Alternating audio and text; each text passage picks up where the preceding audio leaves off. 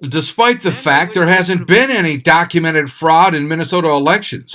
The Republican-controlled Minnesota State Senate today passed legislation that would require a photo ID in all elections.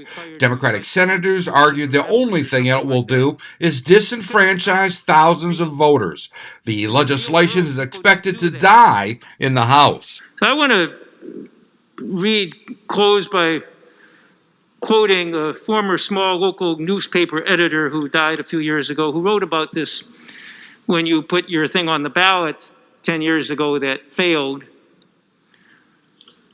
He wrote, "The voter ID amendment, while it does not prevent all low-income minority and senior citizens from voting, is part of a well-funded national effort to reduce the number of low-income minority and senior citizens voting in future elections.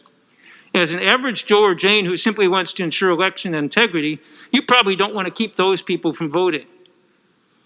If you vote for this amendment, or in this case this bill, however, you are actively assisting those who do. You'll have to own that. If you can look in the mirror and say, I understand this will discourage thousands of law-abiding Minnesotans from voting, but if it keeps some imposter somewhere from casting a ballot, I'm for it. Then this amendment is for you. If your conscience has a hard time with that, vote no." Kerry Ashmore, the editor who wrote that, was a smart person because he got the gist of what we're talking about. Yeah, maybe. Again, this is a solution in search of a problem, not a problem with concern about election integrity. The only thing this does is make sure somebody's not impersonating somebody else. Don't just check with our Secretary of State, we check with any Democratic or Republican Secretary of State around the country.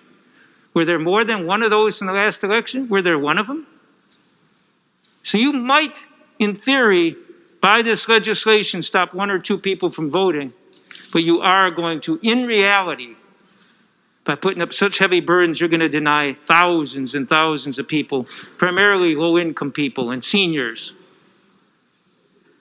and people who are transient and move a lot. I know a whole lot of us who don't have current driver's license. I'm not speaking for myself now, but I know plenty of people who do. The law says you have to, in 6 weeks or 6 months or something, get a new one when you move, but nobody does that. Not everybody. I know a lot of people who don't.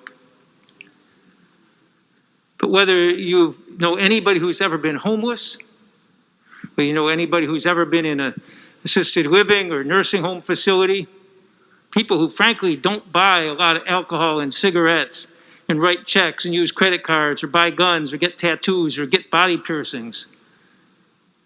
Those folks don't do a lot of that. And those are the folks we're going to disenfranchise.